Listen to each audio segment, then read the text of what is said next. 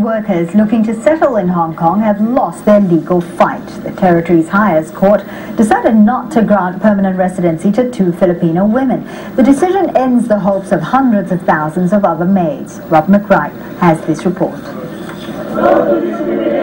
The decision is a bitter blow for campaigners who had fought for months through the different courts of Hong Kong's judicial system for the rights of domestic workers. The Court of Final Appeal was their last hope. It's regrettable that the opportunity has been lost on this occasion to strike a blow for equality and non-discrimination, and we will continue to struggle both inside and outside the court with our colleagues so that we no longer teach our children that there's such a thing as a second-class citizen and that we demean people based on their job, their gender, or their race. In this overpopulated city, this has been a highly divisive issue, with many people here believing this case could have allowed for thousands of foreign workers to claim residency here, in turn bringing in thousands more of their dependents. For many of the migrant workers themselves, though, they feel they're the victims of racial discrimination. They number about 300,000 in Hong Kong and are vital in keeping the city working, often doing the more menial domestic chores in the city's apartment blocks.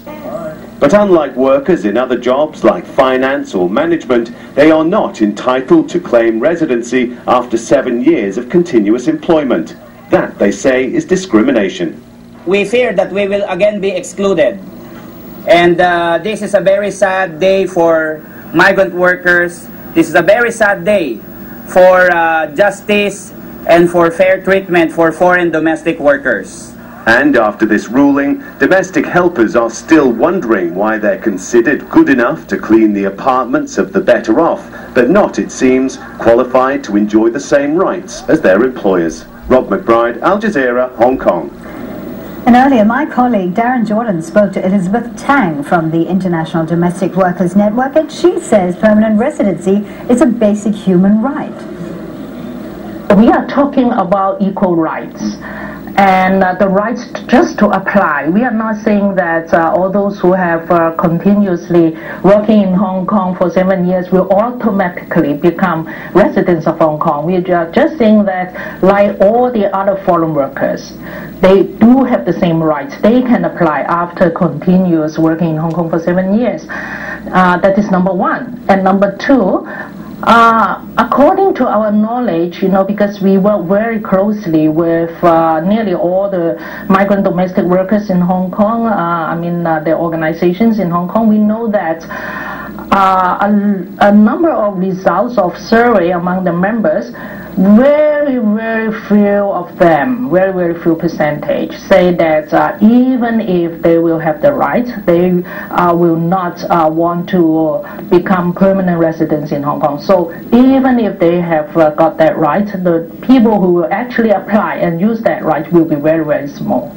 It's not only a race issue, and I think it's also a gender issue and also a class issue, because they are domestic workers, and domestic workers generally have been looked down upon. Domestic work have very little value in the eyes of most people. So people think, you are just domestic workers. Why you want the same rights as I do? I'm a teacher, I'm a finance officer, so we shouldn't be treated as the same. So it's more than race, but it's also about class and gender. We are in Moscow.